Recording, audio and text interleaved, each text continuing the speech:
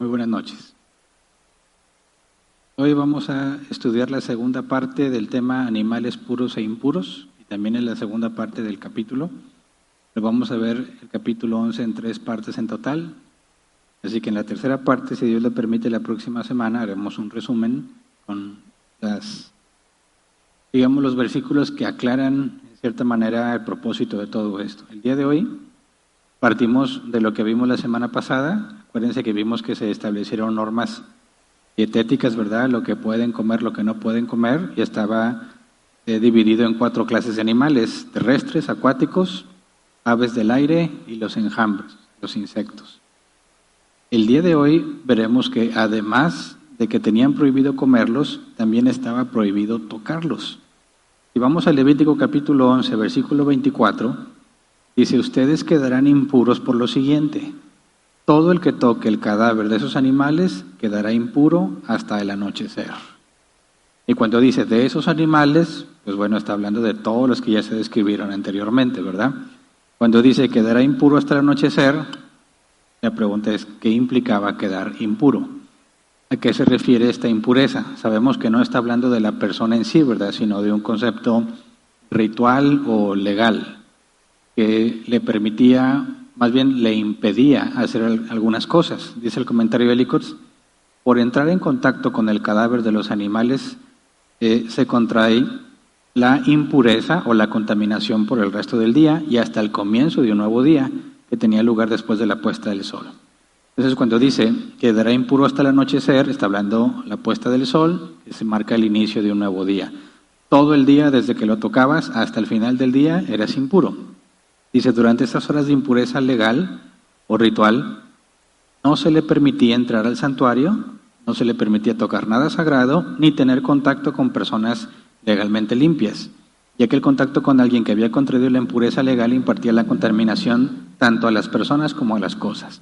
Entonces, si tocabas algún animal impuro, el cadáver de un animal impuro, tenías que aislarte. No podías entrar en contacto con nadie más. Te tenías que separar. Y aquí, digamos que trae ciertas implicaciones de cómo interpretamos las cosas en el Nuevo Testamento, y ciertos lineamientos que tenemos en la iglesia están basadas aquí. Pero todavía no vamos a llegar a ese punto sino hasta la semana que viene. Entonces, fíjate, Dios clasifica animales puros, animales impuros. No puedes comerlos, no puedes entrar en contacto con ellos. Si entras en contacto con ellos, tienes que aislarte un periodo de tiempo, ¿verdad? Ahora, Levítico 11:25. Todo el que recoja alguno de esos cadáveres deberá lavarse la ropa y quedará impuro hasta el anochecer. Entonces, imagínate esta situación. Estás en el campamento, ¿verdad? Sabemos que ellos están viviendo en un campamento, por así decirlo, el conjunto de todas las tiendas de todos los israelitas. ¿Qué pasa si entra un animal impuro? Nadie puede, ahorita vamos a ver si lo pueden tocar o no, me estoy adelantando, pero imagínate que te encuentras el cadáver, para no adelantarme a los versículos que siguen. Te encuentras el cadáver de un animal impuro en el campamento. ¿Lo vas a dejar ahí o lo vas a sacar? No lo puedes tocar, ¿verdad? Y no vas a quedar impuro. Pero si lo dejas ahí, se va a empezar a descomponer, va a oler muy feo, ¿verdad? Va a traer enfermedades. Alguien lo va a tener que sacar. Y ese que lo saque, que recoja alguno de esos cadáveres y lo lleve afuera del campamento, ya quedó impuro. Tendrá, dice, lavarse la ropa y quedará impuro hasta el anochecer. Pero no está diciendo que lo agarró con la mano y lo fue a tirar, ¿verdad? Pero fíjate bien, no podías tocar el cadáver, pero para trasladarlo fuera del campamento tendrías que usar algún objeto. Y el simple hecho de tener esa cercanía y de trasladarte para sacarlo, aunque no lo tocaste con tu cuerpo, con tus manos, quiera ya quedabas impuro. ¿Qué tenías que hacer? Tenías que lavarte la ropa y aislarte hasta que empiece otro día. Recordemos que los días ahí empiezan al atardecer, ¿verdad? Entonces, si te lo topabas bien temprano en la mañana y lo sacabas, todo ese día tenías que estar aislado. ¿Y qué consecuencias traería? Bueno, toda tu rutina diaria no la vas a poder hacer, ¿verdad? Cualquiera que fuera tu procedimiento para obtener alimento, para ganar algo, vas a quedar imposibilitado durante todo ese día. Tenías que aislarte, nadie podría entrar en contacto contigo, tenías que lavar la ropa también. Pero fíjate, ahora vamos a Apocalipsis, capítulo 7, versículo 13 al 14. ¿Qué tiene que ver Apocalipsis con esto? Bueno, la referencia a lavar la ropa después de haber estado en contacto con algo impuro. Apocalipsis 7, 13 al 14, Reina Valera 60, por favor. Dice entonces, uno de los ancianos habló diciéndome, estos que están vestidos de ropas blancas, ¿quiénes son y de dónde han venido? Yo le dije, Señor, tú lo sabes. Y él me dijo, estos son los que han salido de la gran tribulación y han lavado sus ropas y las han emblanquecido en la sangre del Cordero. Entonces fíjate la alusión, ¿verdad? Salieron de la gran tribulación del mundo, ¿verdad? Ahora están ante el Cordero. Pero dice, son los que lavaron sus ropas y las han emblanquecido con la sangre del Cordero. ¿A qué hace referencia eso de lavar la ropa? A que estás purificándote, ¿verdad? En este caso dice que ya están ahí, ¿verdad? Sus ropas ya fueron lavadas, es decir, ya fueron limpios de toda contaminación. ¿Cómo puede ser que en la visión estén ante Jesús, que pueden estar ante Dios si acaban de salir de la gran tribulación? Son impuros, estuvieron en contacto con todo lo que tiene que ver con la impureza y la maldad y la muerte. Y ya vimos que el Mesías, representado en el sumo sacerdote, no puede tener contacto alguno con la muerte. Bueno, se especifica, estos ya fueron purificados, ¿verdad? Porque ya lavaron sus vestiduras. Y lo que los purificó no fue agua, sino la sangre del Cordero. Entonces hay una conexión directa entre la impureza y lavar tus ropas, y lo que Jesús hace por medio de su sangre al lavar nuestras ropas. No es que traigas literalmente una ropa sucia, sino que hace referencia a la contaminación, al contacto con aquello que es impuro. Y esto nos da una pauta para interpretar al final del capítulo qué implica esta división entre animales puros e impuros, el contacto con los cadáveres y todo ese tipo, incluso algunos tipos de animales que están mencionados como prohibidos, qué relación tienen y cómo debemos entenderlo nosotros a la luz de la Escritura en el Nuevo Testamento y sobre todo partiendo de la obra redentora de Cristo. Entonces, por ahora, para no adelantarme a la semana siguiente, vemos que este asunto de lavarse la ropa para dejar de ser impuro es un elemento que sigue comunicándose aún en el Nuevo Testamento, que tienes que lavar tus ropas con la sangre de Cristo. Acá es el agua lo que te va a quitar lo impuro de tu ropa. En nosotros es la sangre de Cristo lo que nos quita la impureza. Ahora vamos a Levítico 11:26. Dice, considerarán impuro a todo animal que no tenga la pezuña partida ni sea rumiante. Cualquiera que lo toque quedará impuro.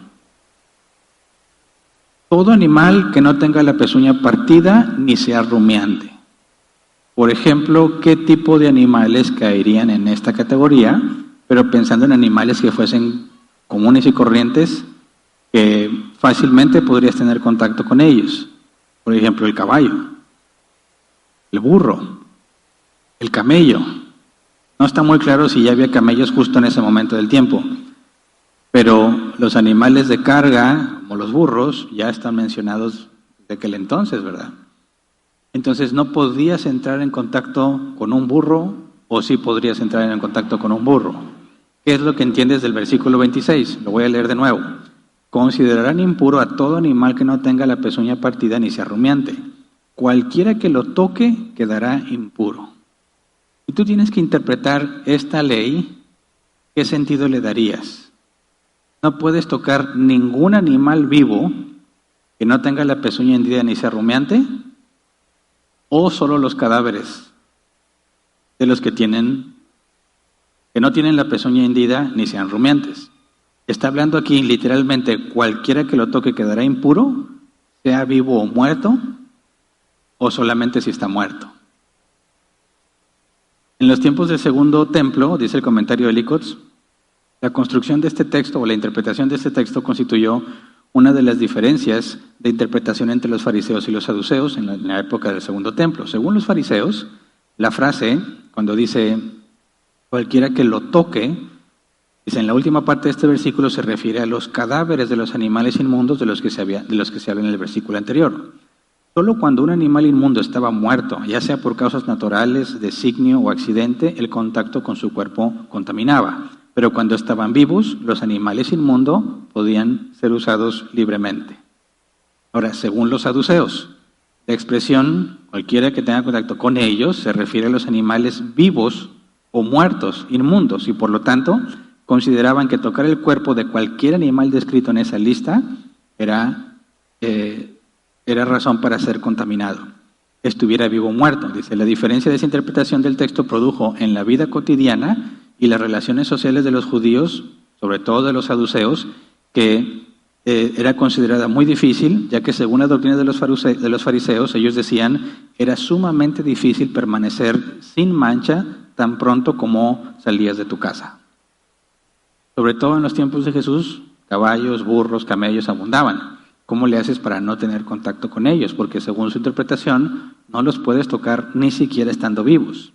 Pero según los fariseos, sí los puedes tocar, excepto cuando están muertos. Ahora, ¿te identificas con los fariseos o con los saduceos? Según tu juicio, ¿quién está interpretando correctamente? ¿Fariseos o saduceos? Ya sé que para los que leen el Nuevo Testamento, cualquiera de los dos son los malos, ¿verdad? Sí, pero interpreta esta ley, hagamos este ejercicio. ¿Quién está del lado del fariseo? ¿Quién está del lado del saduceo? Así que, fíjate, lo voy a leer otra vez para que pongamos en práctica la interpretación. Consideran impuro a todo animal que no tenga la pezuña partida ni sea rumiante. Cualquiera que lo toque quedará impuro. ¿Cómo interpretas este pasaje? Imagínate que tú eres un israelita y vives por estas leyes. Levante la mano los saduceos, que dice que no lo puedes tocar ni vivo ni muerto. ¿Arriba? ¿Un saduceo aquí? ¿Nadie? Bueno, levante la mano los fariseos. 2 fariseos. Los demás son gentiles, me imagino, ¿verdad? Ni fariseos ni saduceos. Bueno, ¿cómo podemos saber cuál es la interpretación correcta? ¿Estaban bien los fariseos o estaban bien los saduceos? ¿Cuáles serían los argumentos de los fariseos? Bueno, pues está hablando de animales muertos, ¿verdad? El contexto es animales muertos, cadáveres. Sería muy raro que de repente diga cualquiera que lo toque quedará impuro en el contexto de los cadáveres, pero ese versículo en particular no se refiere a cadáveres, sino incluye a los cadáveres además de los animales vivos. Ahora, si fueras un saduceo, ese sería el argumento, ¿verdad? Literalmente dice, cualquiera que lo toque quedará impuro. No dice que solo cuando esté muerto, ¿verdad? ¿Cómo le hacemos entonces para decidir? ¿Team fariseo o team saduceo? ¿Podríamos saberlo? Sí podemos. Vamos a Mateo 21, versículo 1 al 7, y vamos a conocer la interpretación de Jesús. ¿Qué interpretó Jesús de estos pasajes? Mateo 21, 1 al 7, dice, cuando se acercaban a Jerusalén y llegaron a Betfagé, el monte de los olivos, Jesús envió a 2 discípulos con este encargo. Vayan a la aldea que tienen enfrente y ahí mismo encontrarán una burra atada y un burrito con ella. Desátenlos y tráiganmelos. Si alguien les dice algo, respóndanle que el Señor los necesita, pero que ya los devolverá. Esto sucedió para que se cumpliera lo dicho por el profeta. Digan a la hija de Sión, mira, tu rey viene hacia ti, humilde y montado en un burro, en un burrito, cría de una bestia de carga. Los discípulos fueron y hicieron como les había mandado Jesús, llevaron la burra y el burrito y pusieron encima sus mantos sobre los cuales se sentó Jesús. Así que, ¿cuál era la postura de Jesús con respecto a esa ley? Que estaba prohibido tocarlos solo si estaban muertos, porque él montó el burrito. Entonces, los poquitos fariseos que levantaron su mano como 3, interpretaron correctamente. Los demás sacatones no quisieron opinar. Bueno, entonces, fíjate lo importante que es la interpretación, ¿verdad? Y eso me pone a pensar a mí, cuando esté ante Jesús, ¿me hará preguntas de doctrina? ¿Seré juzgado por mi doctrina? ¿Seré juzgado por mis posturas teológicas en la interpretación de algunos pasajes? Claro. ¿Por qué? Porque eso me lleva a una forma de vivir. Imagínate, los saduceos que decían no puedes tocarlo ni estando vivo, tenían que estarse cuidando a todas horas, ¿verdad? Oye, estoy bien cansado y pues ahí hay un burrito, pero no lo puedo tocar, no lo puedo montar, me aviento el camino a pie. En cambio, el fariseo agarraba el burro y órale, bien contento como si nada. Imagínate que llevas a tu... Es más, ¿cuál era la interpretación de ese pasaje de José y María? Pero si hubiera sido José saduceo, María, a pesar de que estaba embarazada, no podría haberse montado en el burrito, lo que traería una serie de consecuencias, ¿verdad? Entonces, fíjate cómo la interpretación que le damos a la Biblia nos lleva a una forma de vivir. Y si tenemos una interpretación equivocada, nos va a llevar quizás con una buena intención, pero a estar batallando innecesariamente como batallaban los saduceos. No tenían por qué estar sufriendo tanto por no entrar en contacto con esos animales, cuando la interpretación en su contexto está hablando de los cadáveres. Por eso es fundamental que los cristianos nos esforcemos en interpretar correctamente las cosas en su contexto, porque los saduceos están descontextualizando ese versículo. Olvidan que están hablando de cadáveres y tratan de interpretar ese versículo aislado como si fuese lo único. Y concluye, si tú tomas ese versículo aislado, concluyes que no los puedes tocar ni estando vivos. Pero si lo analizas en su contexto, entiendes que está hablando de los cadáveres, se está refiriendo a los cadáveres. No los toques, tiene que ver con los cadáveres. Y más adelante hay un versículo que nos apoya esta interpretación. Pero bueno, luego clasifica o menciona animales en dos grupos, animales de 4 patas, o sea que caminan en 4 patas, y los que se arrastran. Vamos a Levítico 11, versículos 27 y 28. Dice, de los animales de 4 patas tendrán por impuro a todo el que se apoya sobre sus plantas.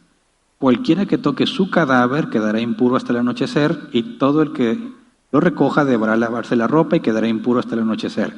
A estos animales ustedes los considerarán impuros. ¿Cuáles serían algunos ejemplos de esos animales de 4 patas que se apoya sobre sus plantas? Bueno, por ejemplo, un león, un oso, un mono, un lobo, un gato, etc. Se apoya sobre sus plantas, ¿verdad? ¿Los podías tocar estando vivos?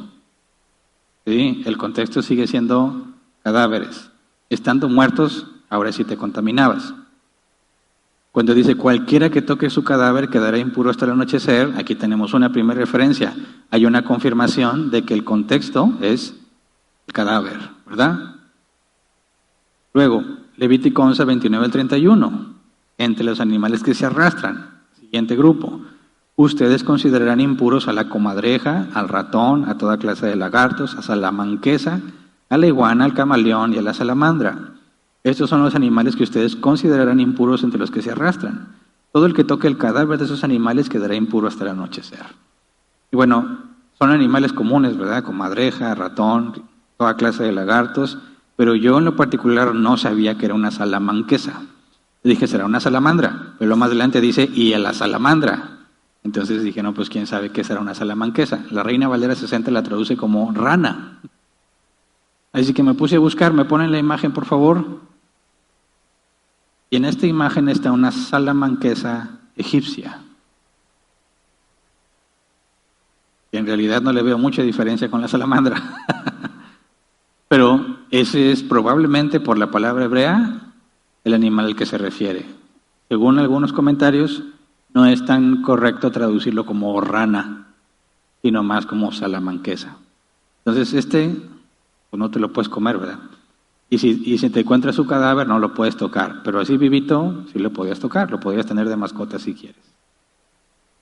Los demás son animales comunes. Luego, el versículo 32 especifica, ok, tú no puedes tocar los cadáveres, pero por ejemplo, en el caso del que tuvo que sacar el cadáver de un animal impuro, bueno, ese objeto con el que lo sacó, ¿qué onda con ese objeto?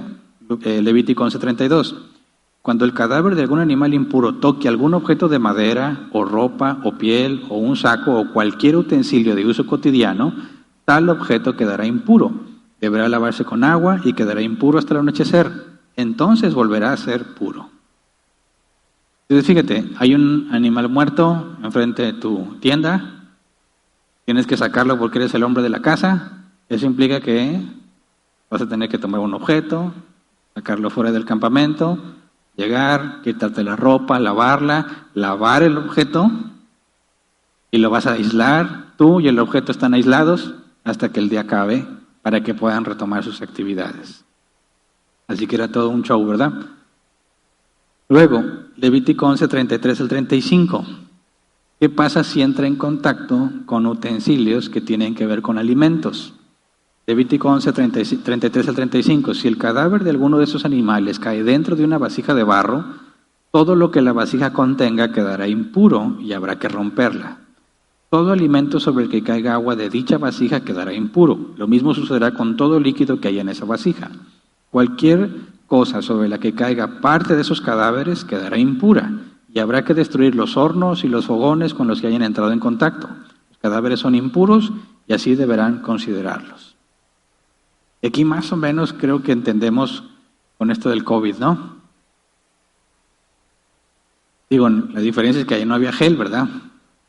¿Cómo le haces para evitar contagiarte o adquirir esas bacterias, microbios, microorganismos que están en el cuerpo en descomposición y que caen sobre algún utensilio con el que haces la comida? Te vas a enfermar.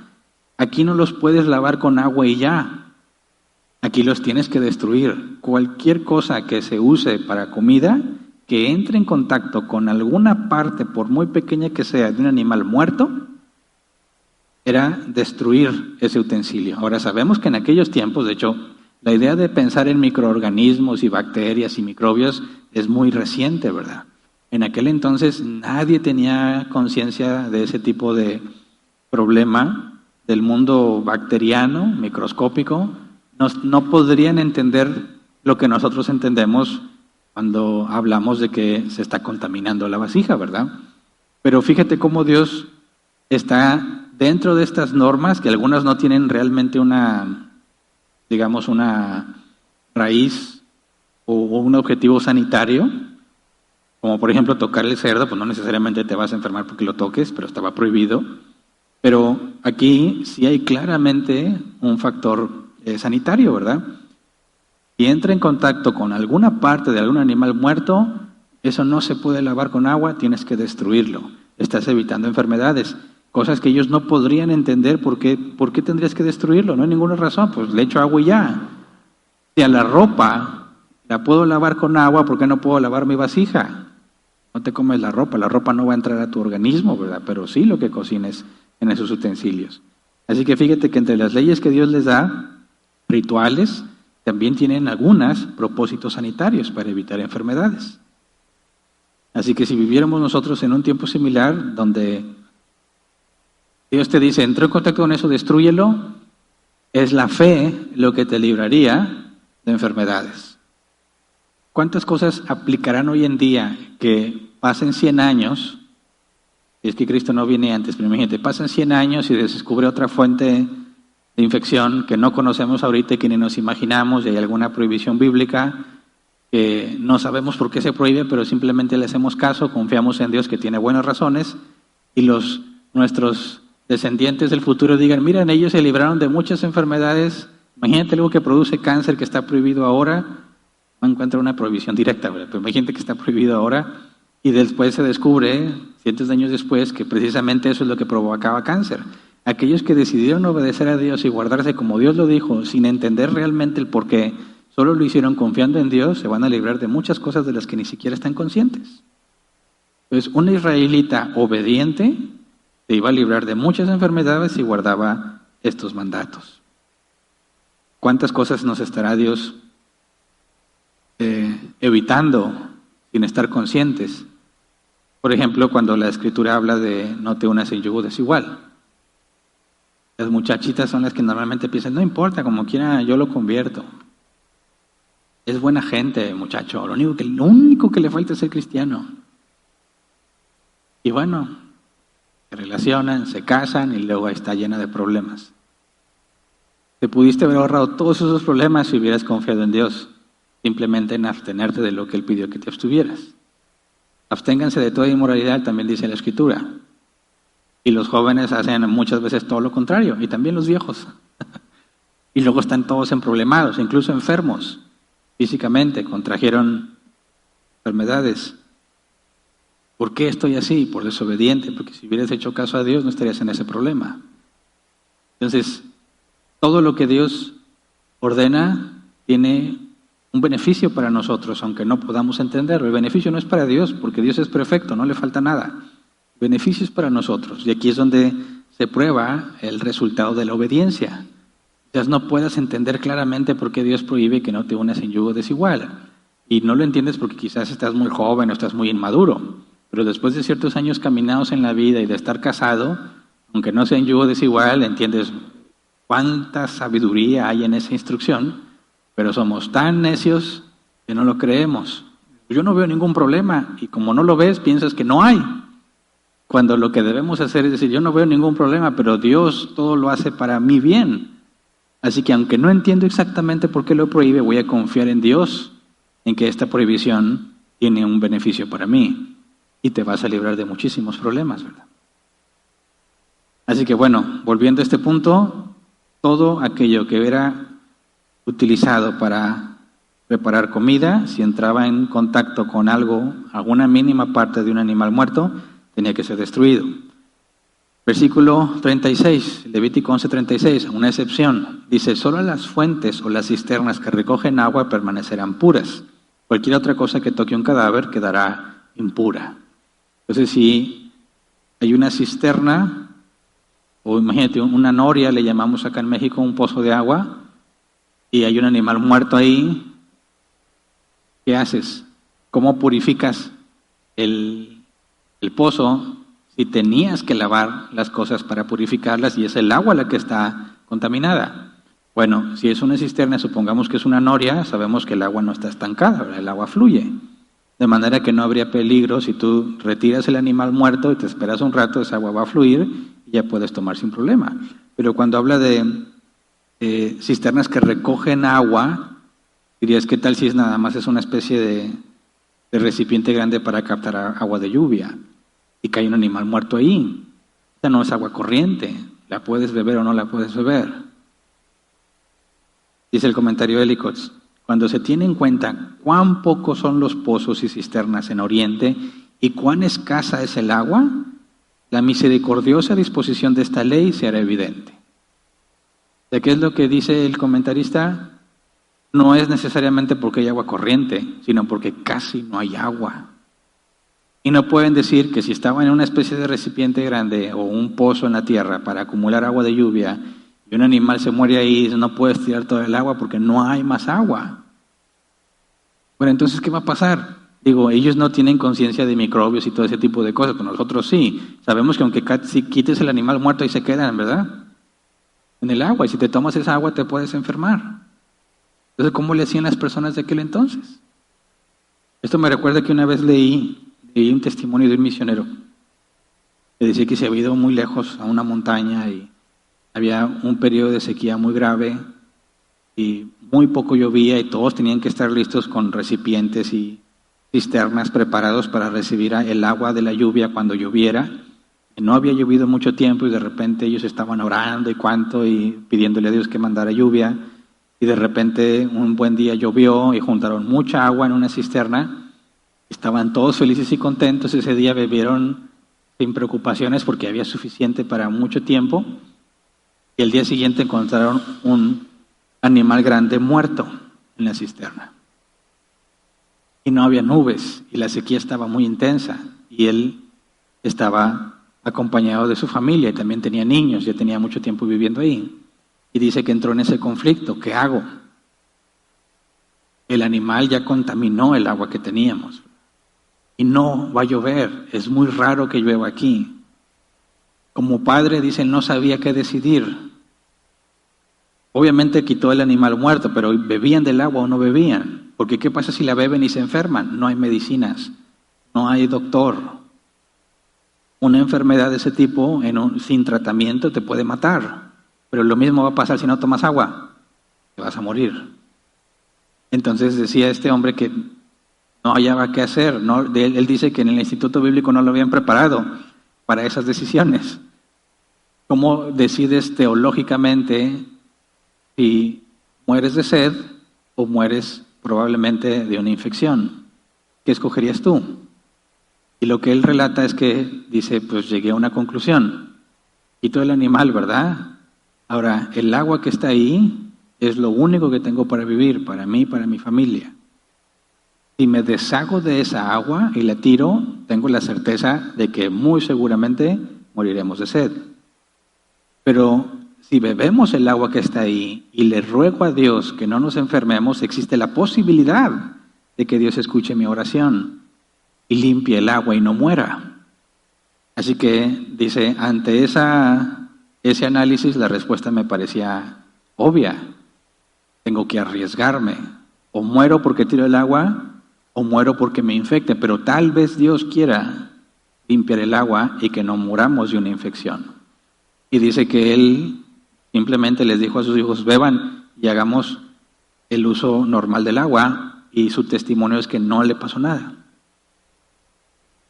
¿Qué habrá sucedido en estos tiempos cuando tienen estas reglas, estas leyes? Ellos no saben que el agua está contaminada realmente y Dios les dice, no te preocupes, si oyen agua, no pasa nada. ¿Cómo que no pasa nada? Sí puede pasar, ¿no? Pero cuando Dios les dice, ahí no voy a poner esta regla, ¿tú crees que Dios les dice, pues si se enferman, enférmese? Ya no es cosa mía. Por supuesto que no. Y él, por eso dice el comentarista, la misericordiosa disposición de esta ley es porque Dios no nada más va a decir no pasa nada, sino que Él se encarga de que esa agua no les dañe, que es un pueblo y está obedeciendo. Para ellos no tienen conciencia de los microbios ni de nada de eso, ¿verdad? Ellos están simplemente obedeciendo, en el mejor de los casos, por fe, por confiar en Dios. Así que cuando Dios les dice, no pasa nada si bebes de esta agua, no es que los está dejando a su suerte, ¿verdad? En ese sentido la suerte no existe. Espero que veamos algo de eso el domingo. Pero Dios se encarga entonces de que a su pueblo no le pase nada, aunque un animal muerto haya contaminado el agua donde está. O sea, hay un factor donde Dios se asegura.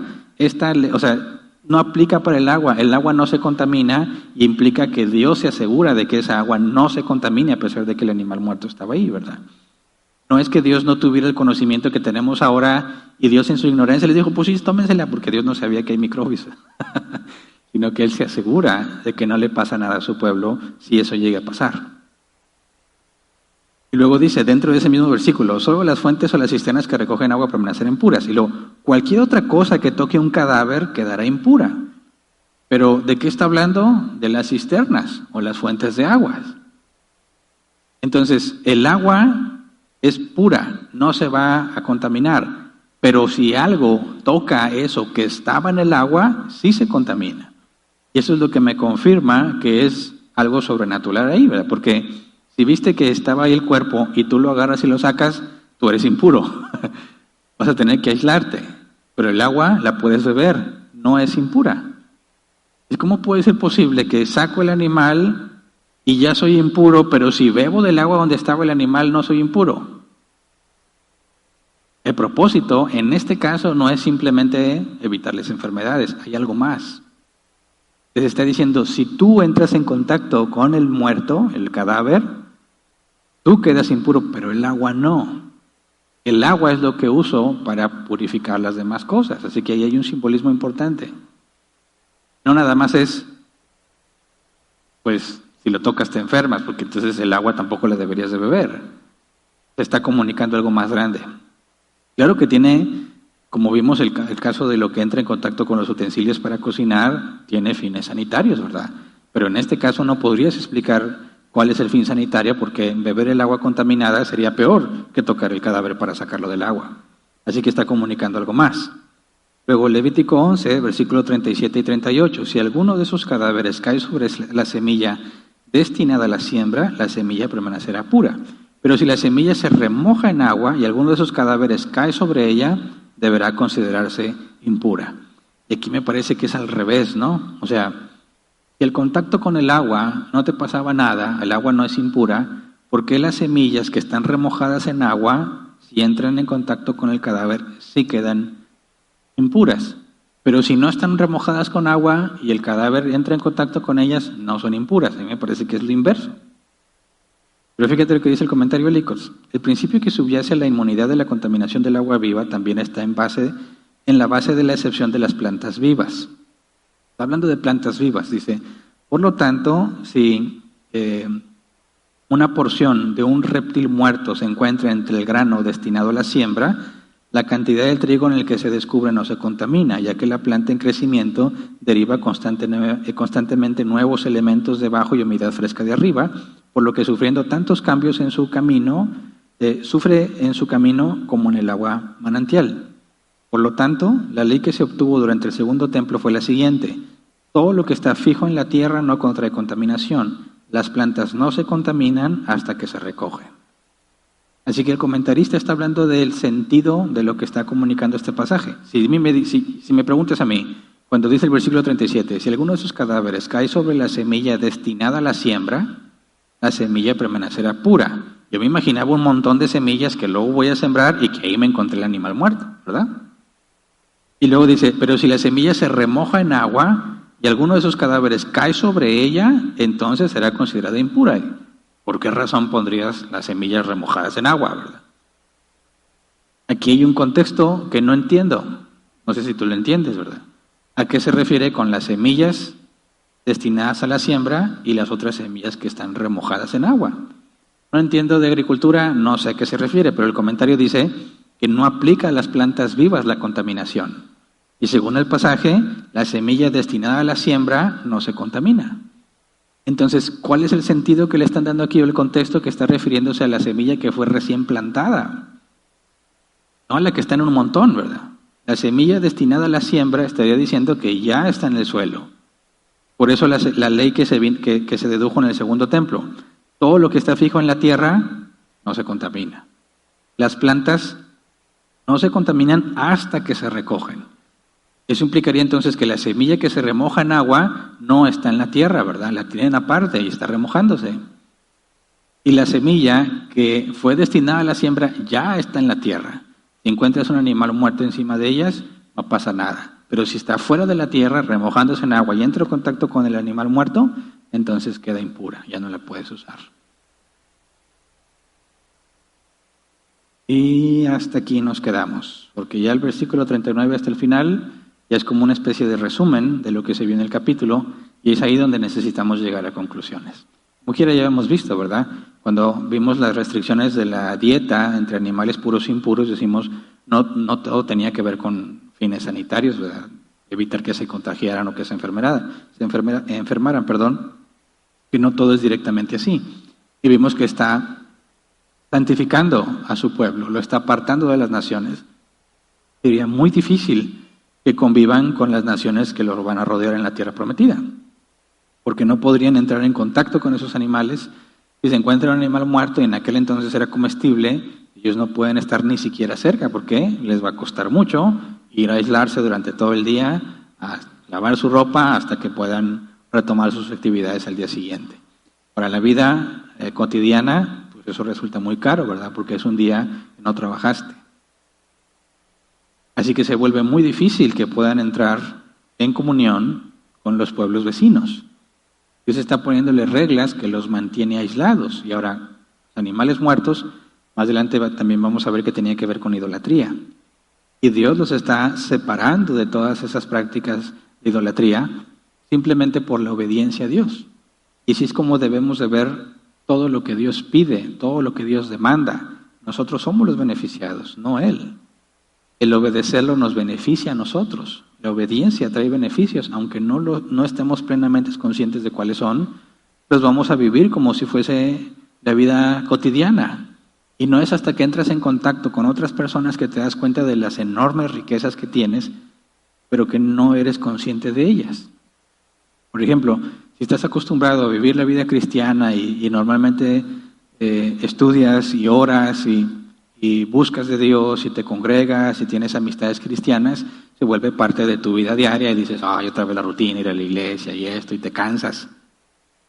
Pero nada más entra en contacto con la vida sin Dios, sin estudiar la Biblia, sin congregarte, sin amistades cristianas, y te vas a dar cuenta de tantos problemas que tienen, hipocresías, envidias, pleitos, divisiones, contiendas, todo lo que dice la carta a los Corintios y otras cartas. Dice, oye, pero ¿por qué están tan emproblemados? ¿Por qué no se comunican? ¿Por qué no hablan? Porque nadie les enseñó. ¿Cómo que nadie les enseñó? La Escritura dice, el hombre debe hacer... ¿Cuál Escritura? Ellos no la leen. Y si la leen, dice la Escritura, no la entienden. Hacen lo que mejor les parece. Entonces, ¿cómo van a vivir juntos ciertos individuos en familia cuando cada quien hace lo que mejor le parece? No se puede. ¿Cómo podrían andar dos juntos si no estuvieran de acuerdo? Dice la Biblia. Y eso genera muchos problemas.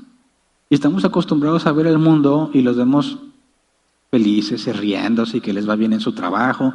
Ya están planeando qué van a hacer con el aguinaldo o ya lo deben todo el aguinaldo.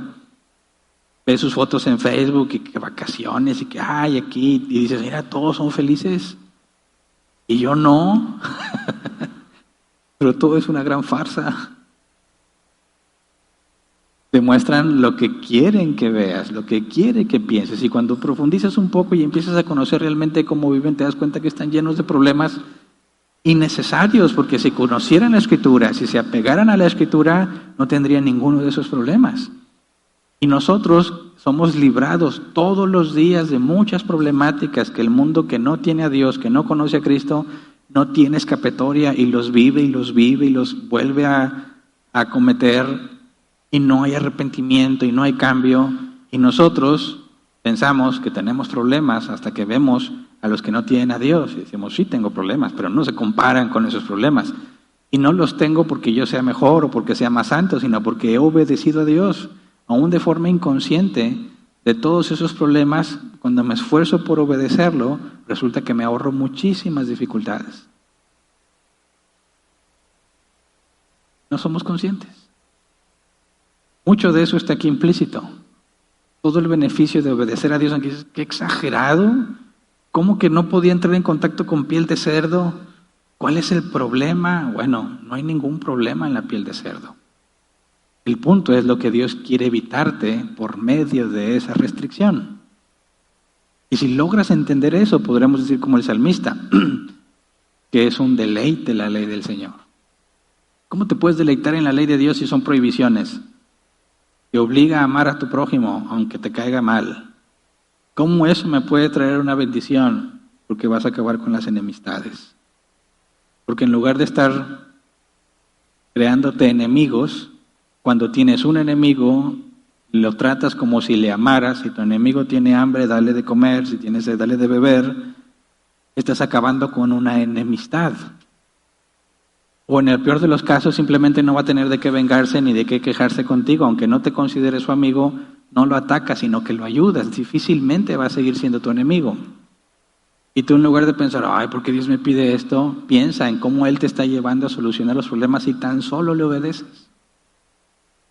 Así que hay una gran sabiduría en la ley de Dios, una profunda sabiduría que nuestra necedad y nuestra mente limitada muchas veces no alcanza a percibir. Y los que confían en Dios y buscan obedecerle, aunque no entienden completamente por qué, son librados de muchísimos problemas. Así que en estas fechas que vienen, decembrinas, que supuestamente se celebra la Navidad, que nadie se acuerda de la Navidad, todo es una gastadera y endeudadera y quedar bien con todos, es sabio y no gastes lo que no tienes. Obedece a Dios, confía en Él, y cuando llegue la cuesta de enero, entre comillas, cuesta, no vas a estar presionado, poder dormir, porque ahora ¿cómo vas a pagar eso que sacaste? Simplemente haz lo que la Biblia enseña, sé un buen administrador, no gastes lo que no tienes. No trates de impresionar a otras personas. Como incluso algunos dicen, no, es que este es el beneficio del Evangelio porque así me van a ver prosperado. No, eso es pura vanagloria, ¿verdad? Sé sabio, administra bien lo que tienes, paga deudas, te va a hacer la vida más fácil. No te llenes de más deudas en estas fechas, que es algo muy común. Pero bueno, hasta aquí nos quedamos. Vamos a ponernos de pie y vamos a orar. Hay mucha sabiduría en Dios, en su ley y en su palabra. Roguémosle al Señor que nos permita entenderla, nos permita aplicarla y que nos conceda, conforme pasa el tiempo, decir: Dios me ha librado de tantas cosas de las que ni siquiera estaba consciente, pero ahora veo todo el bien que me ha hecho obedecerle. Eso es mucho mejor y mucho más placentero, aunque cueste trabajo obedecerlo, que decir: mira cómo estoy, si le hubiera hecho caso a Dios, si hubiera hecho lo que la Biblia dice. Digo, si ya estás en ese caso, pues bueno, como el hijo pródigo que decía: estaba mejor en la casa de mi padre, ¿verdad? Ok, regresa, hay perdón, hay restauración en Cristo. Pero el consejo es mejor decir: mira todo lo que Dios me libró, aunque no estaba consciente de eso, solo por obedecerlo. Fue difícil, pero valió la pena. Esa es la meta que todos debemos buscar. Voltear hacia atrás y decir: Dios ha sido muy bueno. Me ha librado, y sí, tuve problemas y dificultades, pero no se compara con lo que hubiera tenido si no le hubiese obedecido. Así que vamos a orar. Señor, gracias por tu palabra, pero principalmente porque por medio de tu Espíritu Santo podemos entenderla. Tu palabra dice que el hombre natural no puede percibir las cosas de Dios, no las puede entender, porque se deben discernir espiritualmente. Pero nosotros, como le dijiste a tus discípulos, Señor, se nos ha concedido entender los secretos del reino. Gracias, Señor, por el entendimiento que nos das para poder deleitarnos en tu ley, aunque muchas cosas, Señor, va en contra de nuestros propios deseos según la carne. Nos cuesta mucho trabajo resignarnos a no hacer lo que queremos. Te rogamos, Señor, que no nos permitas hacer como mejor nos parezca. Que nos cuesta mucho, Señor, permítenos permanecer fieles, permanecer firmes, decidir, Señor, obedecerte. Cueste lo que cueste, puede ser muy difícil, pero los beneficios, Señor, de obedecerte son incomparables. Gracias porque muchas veces, aunque no queríamos obedecerte, nos obligaste, nos disciplinaste, nos enseñaste que estamos mal, nos hiciste ver, Señor, y entender tu palabra de manera que caminamos diferente. Pero no es mérito nuestro, sino que fue el cambio que tú hiciste en nosotros, para tu gloria. Te damos muchas gracias por eso, Señor. Danos la sabiduría que necesitamos para ver los beneficios de la obediencia, para aprender, Señor, los beneficios de seguir tus ordenanzas. No estamos bajo la ley de Moisés, no tenemos por qué seguir las leyes de Levítico, pero tenemos nuevas reglas, tenemos nuevas responsabilidades. Enséñanos a vivir la vida cristiana de una forma que te glorifique, Señor. Que podamos darnos problemas, no seamos necios, que no necesitemos tropezar constantemente para aprender, sino que confiemos en tu palabra, que tú tienes buenas y suficientes razones para pedirnos lo que nos pides, de manera que haciéndolo porque confiamos en ti, podamos vernos de muchísimos problemas. Gracias de antemano, Señor, porque tu palabra nos garantiza que no nos abandonarás, que la obra que empezaste en nosotros la terminarás. Llegaremos a la estatura del varón perfecto, Señor. Cuando estemos allá en ese estado glorificado, entenderemos con mucha más profundidad todo lo que has hecho por nosotros. Mientras tanto, con nuestras limitaciones actuales, según tu misericordia, permítenos conocerte cada vez más por medio de tu palabra. Lo rogamos en el nombre de Jesús. Amén. Pueden sentarse. Pasemos a las preguntas.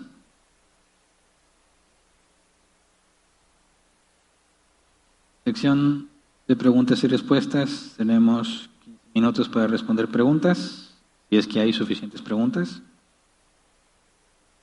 Te puedes agregar al grupo de WhatsApp. Tenemos un grupo especial para esas preguntas. Las preguntas se responden conforme vayan llegando. Las preguntas que no tengan nada que ver con el tema se pasan al final y queda tiempo las contestamos.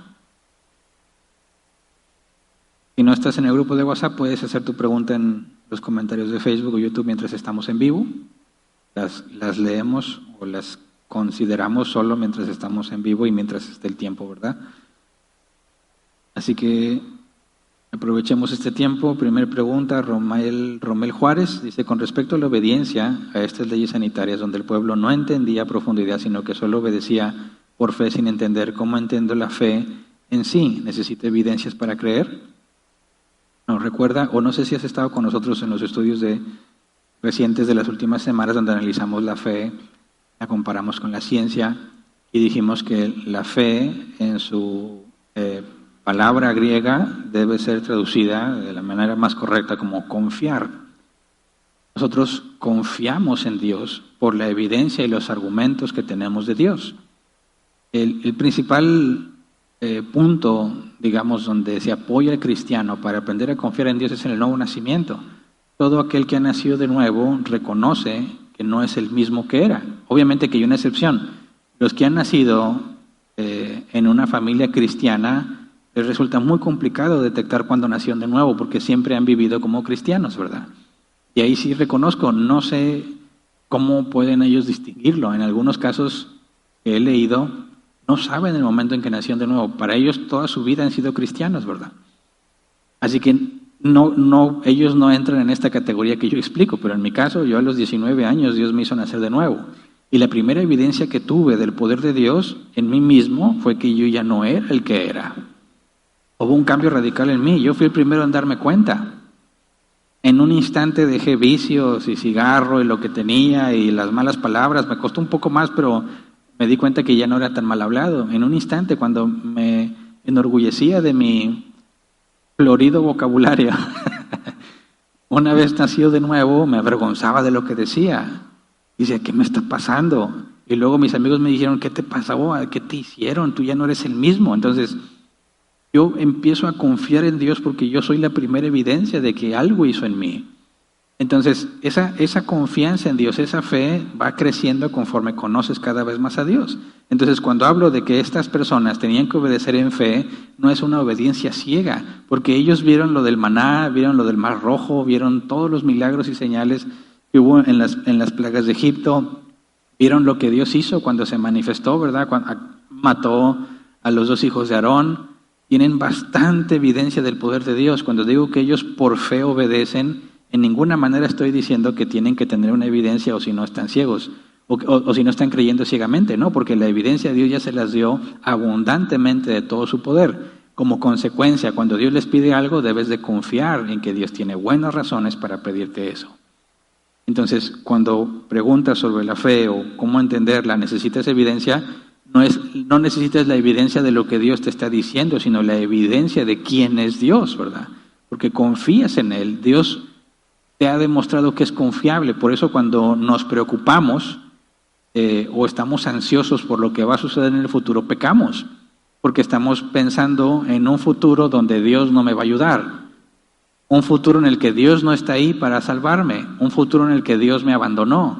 Y la Escritura afirma que Él nunca me va a abandonar.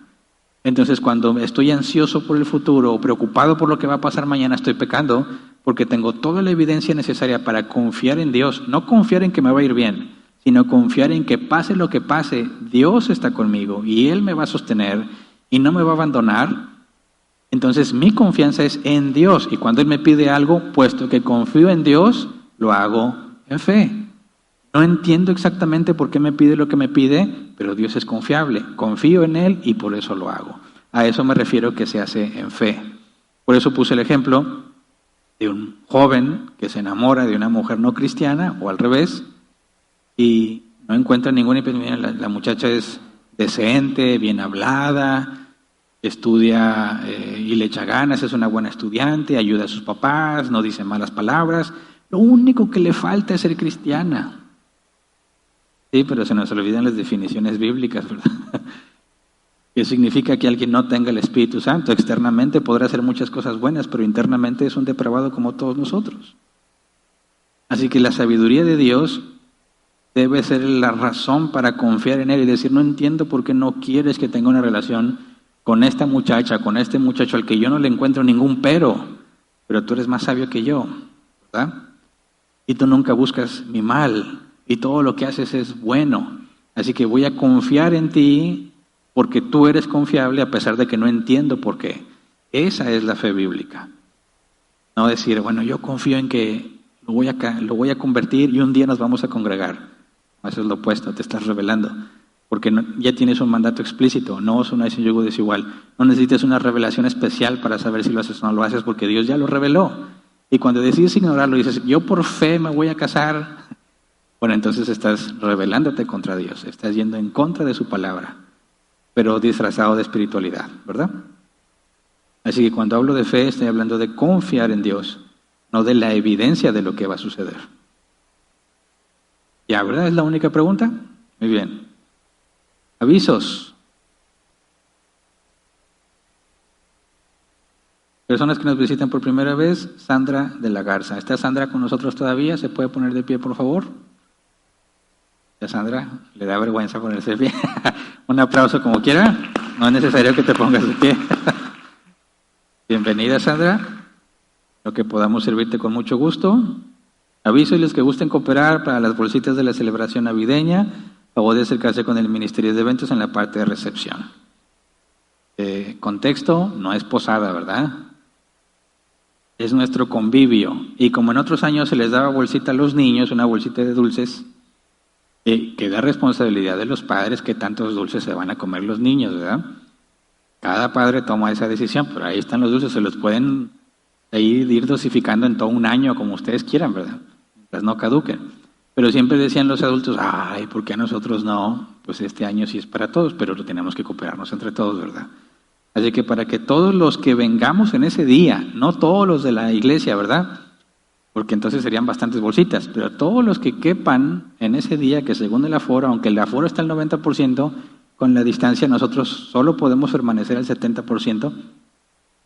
Aunque hay que checar esto, vamos, de hecho qué bueno que me acordé. Queremos hacer un censo para saber quiénes están vacunados, porque hay una nueva disposición. Y si estás reunido en un lugar donde están todos vacunados, el cubrebocas ya no es necesario. Entonces eso abriría la puerta a tener más convivencia en la iglesia, a tener más actividades que se necesitan en la congregación, pero necesitaríamos saber cuántos ya se vacunaron con las 2 dosis, ¿verdad?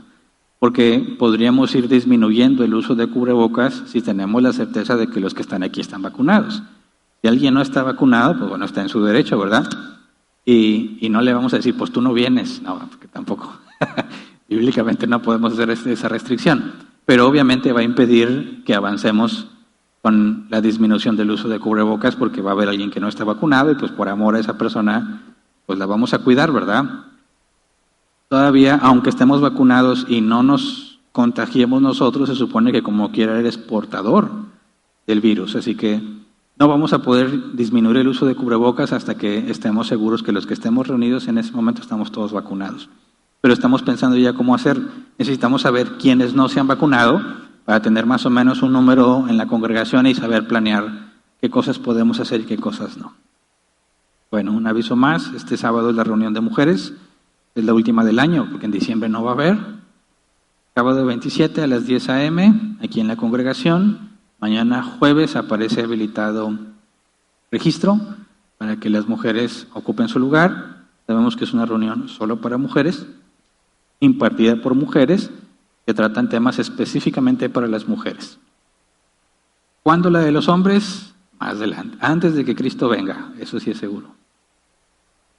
Y por último, recordar las ventas y las ofrendas. Ahí está el área de ventas y las ofrendas para que este lugar siga funcionando. Saben, todos aquí aplicamos el principio que usó Pablo, y aunque algunos aquí tienen derecho a recibir un salario, renunciamos a ese derecho para no ser tropiezo a nadie. Así que nadie recibe salario ni ofrendas aquí. Todos somos bivocacionales, o sea, servimos a Dios con nuestros dones y trabajamos en una empresa para sostenernos. Así que lo que se recaude aquí se usa íntegramente que este lugar siga funcionando. Si consideramos que este lugar vale la pena que siga funcionando, pues entonces debemos ofrendar voluntariamente para que esto se mantenga en funcionamiento. Si no, pues no, y cerramos, ¿verdad? Es lo peor que puede pasar. Pero gracias a Dios ya van 10 años, vamos rumbo al 11º, y Dios no nos ha abandonado ni nos ha dejado nuestros propios deseos, porque nuestros propios deseos ni ofrendábamos, ¿verdad? Pero Dios ha sido bueno. Bien, es todo. Descansen, cuídense, si Dios quiere, nos vemos el próximo domingo para seguir estudiando. Gracias.